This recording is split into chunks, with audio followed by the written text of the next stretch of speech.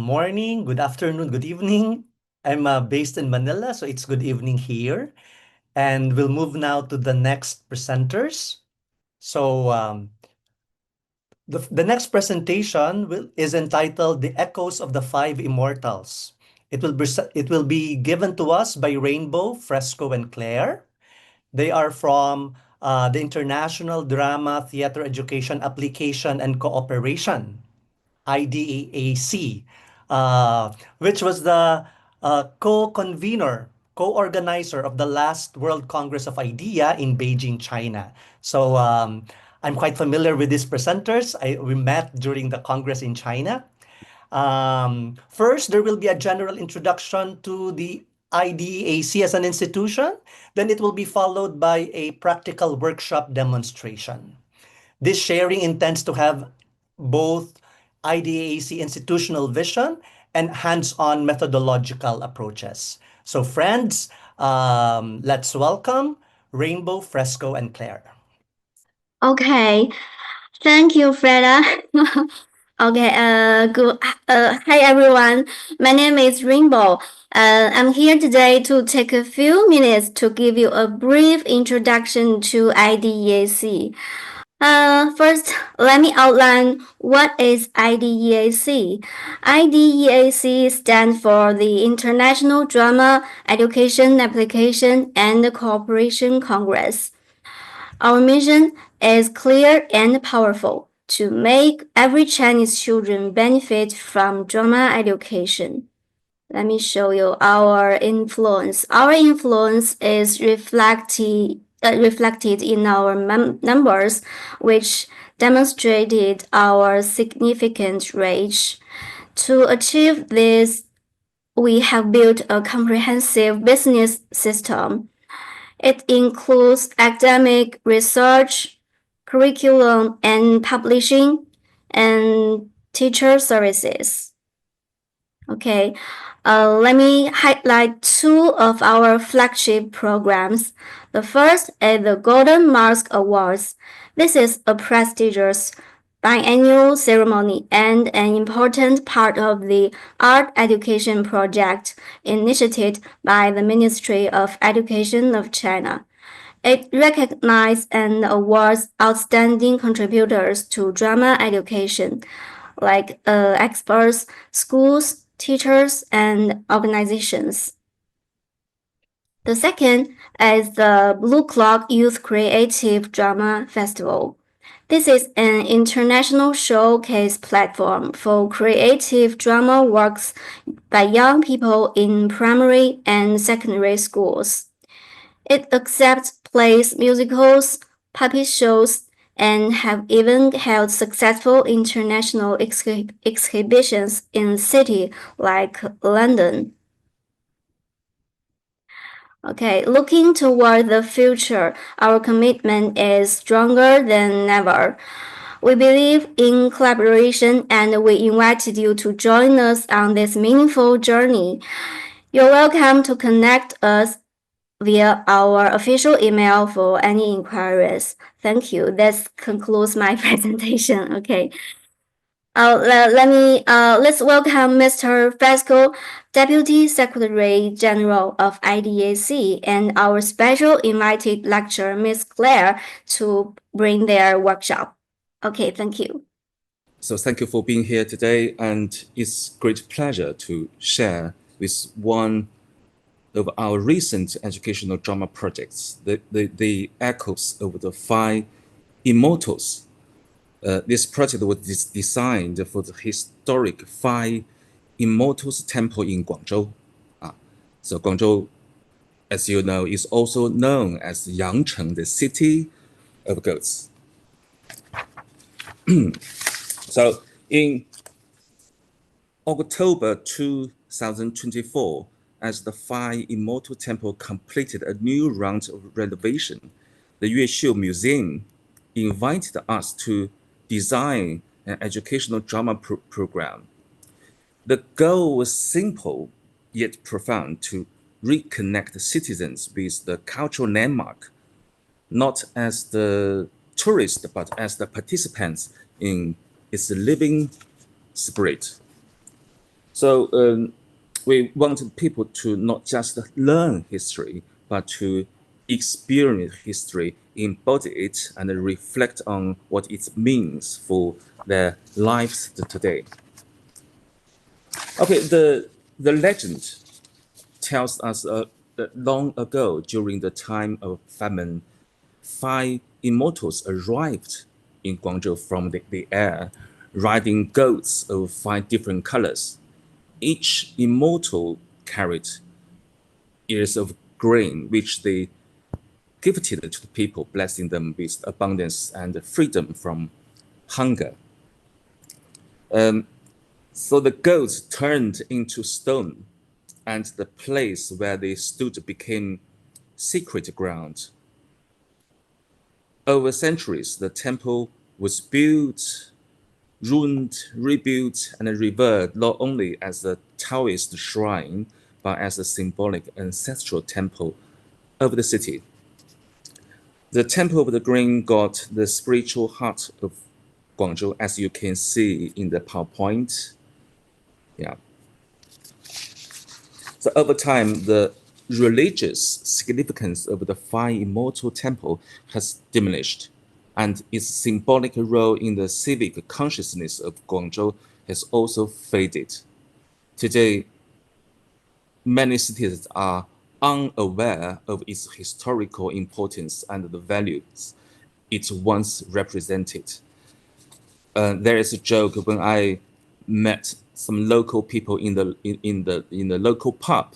I asked them, "Do you have any idea and understanding why this city called the City of Goats?" They went, "I don't really. Yeah, I understand. I know it's called the City of Goats, but I don't really care. Uh, it can be called as the city of chicken, as you know. People in Guangzhou really know how to eat." Okay, so our workshop, The Echoes of Five Immortals, was created in response to this situation. And it has four main goals. So first, to reconnect participants with the origin and the meaning of the Five Goats legend, as well as the historical role of the Five Immortal Temple. And the second, to explore the social historical context that gave rise to the myth and the temple's establishment. In doing so, we guide participants to understand both the challenges faced by early inhabitants and the impact of the cultural integration between Canton and in the south and the cultures of the Central Plains. And third, to investigate the evolution of the spirit of the five goats from the symbol of divine blessing and survival to a representation of Guangzhou's enduring character. Open, inclusive, resilient, innovative, and pragmatic.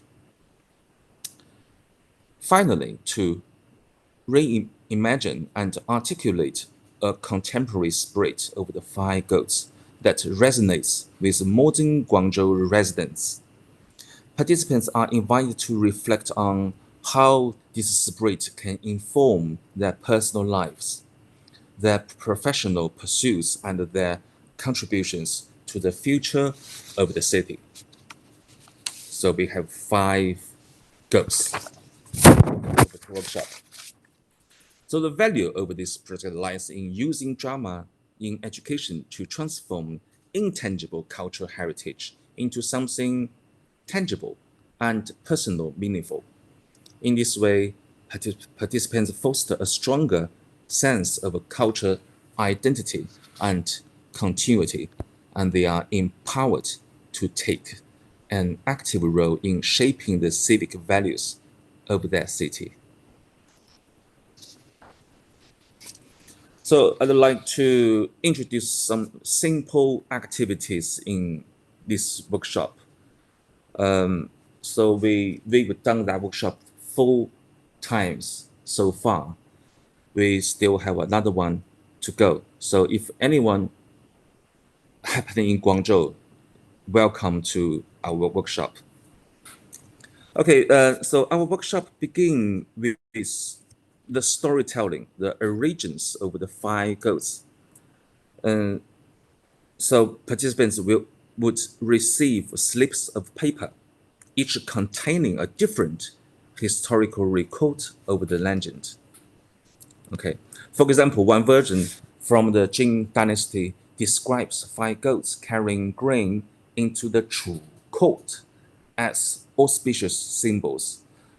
Another from the Northern Song tells of five immortals riding goats of five different colors, each holding a stalk of grain, who left these blessing to the people before ascending to heaven. So in the Qing dynasty is another version of the story. So participants first read their slips quietly, then walked around the room, exchanging the story with one another. Finally, everyone gathered in the circle to piece together a complete version of the Five Ghosts legend. So we then asked an important question. Why did the people of ancient continent need such a legend? And what's the meaning of this myth for them? So this is the first activity. The second one, it goes to circle drama, imagining life before the legend, namely the context of the legend. So before the legend of the five ghosts ever appeared, what was life like here in Canton? Imagine food was scarce. Storms and floods destroyed homes and people live with uncertainty. In small groups, participants created two frozen images, one of survival hardship, such as floods, hunger, or storms, and one of how people responded with their wisdom or courage. They then performed these images with music, returning into their roles to transform into gesture of prayer. For a moment, the group embodied an ancient ritual of hope. This allowed participants to feel the vulnerability of early life in Canton and also the human longing for abundance and security. Then the activity goes to the third one called Yes, Let's. If you attended the last conference of IDEAC, you would know what I'm talking about. So as century passed, waves of migrants from the north arrived in Canton. They brought new tools, skills, and knowledge. These encounters transformed the lives of the local people. Participants were divided into two groups. Group A as the Canton natives, Group B as the northern migrants. In three waves of the history, the warring states, the Qing and Han, and the southern dynasties. Group B would rush to Group A, pair up, and demonstrate something they brought. Plowing, irrigation, iron tools, even building schools and temples. With each whoosh, the groups reset. And the process repeated like this. Through this playful activity, participants felt how Guangzhou culture was built through exchange, migration, and mutual learning. Then the fourth activity called prayer, establishment of the Wuxian Temple. In Chinese, we call it Wuxian Guan. These exchanges of culture and knowledge laid the ground for a new kind of spiritual home, Wuxian Temple, the temple of the Five Immortals. For more than 1,000 years, this temple has been a place of prayer, gathering, and gratitude. After understanding the background of the temple, participants created collective tableaus. According to their understanding and imagination, some became statues, bells, or altars, while others became worshippers or poets. In small groups, they then designed a ritual dance with 5 simple actions inspired by ancient worship: bowing, offering, chanting, praying for rain. One by one, groups performed in the center, ending with a final phrase. When tapped on the shoulder, participants spoke aloud their prayers. In that moment, the past and the present merged, and the temple lived again in our bodies and voice. So activity 5, layers of history. So Guangzhou's story doesn't stop with the legend of the temple. Century after century, new layers were added: language, food, opera, trade, medicine, education, revolution. Each layer shaped the character of the city. So participants each received a historical episode: Cantonese language, Cantonese cuisine, Cantonese opera, the maritime Silk Road, Western medicine, revolutions, reform, and opening. They walked, exchanged the story, and pieced together the layers of the story, history. We asked then, how did these events influence the life of Guangzhou people? This activity highlighted Guangzhou's openness, a city always learning, absorbing, and transforming. So it goes to the last activity. We call it the Thank You Guangzhou. So we call this activity, it's called Thank You and I'm Willing To. It's both a moment of reflection and a ritual of gratitude. We begin by asking how has Guangzhou's history shaped our lives today? And if we define a new spirit of the 5 goats, what would it be? In pairs, participants write short stories. Each story ends with Thank You, Guangzhou, to show gratitude, and I'm willing to express commitment for the future. They then perform together. One person reads, the other acts. With music, this simple story turns into moving image of gratitude. So finally, everyone writes their words on red ribbons and ties them to a tree, creating a living symbol of memory, thanks, and hope.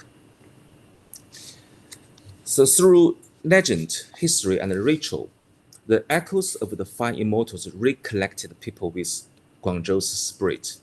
It showed that the 5 goats spirit, resilient, inclusive, creative, is still alive today.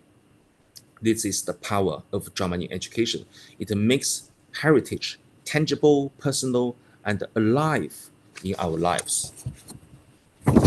So I think that's all for our example of the drama education connected with the local Five Immortal Temple. Okay. Yeah, sure. Okay, Claire like to say something. Okay, Claire. Yeah, one more addition to this workshop. So when we have enough time, we will go out to the temple to perform the movement that the participants they created. Yeah, and after the workshop, actually the participants stay eager to do that. Yeah, because they told me, they sent me a message, and now they have deeper connection with their with the city they choose to stay or they born, where they born. Okay, thank you very much, Cindy, Fresco, and Claire. And relating to the question posed by Miao Bin, I would like also to ask the IDAC team, Rainbow, Fresco, and Claire, the challenges that you encountered in implementing this workshop Echoes of the Five Immortals. I know you are situated in a different context, in the city center, I suppose, based on the photos and the examples I heard. So, may we know of challenges, hurdles that you faced in implementing this workshop? Okay. I remember when I first time did this workshop, I think the biggest challenge is, you know, if you want to get the good outcome of the workshop, people, if they have the experience of drama, that would be great. The thing is that most people came to the workshop, they have totally no drama workshop experience. So it's a little bit hard for them to engage, get involved, you know. So they always keep distance from drama. So that's the challenge of this Five Immortals workshop. Yeah. Claire, would you like to share something? Yeah.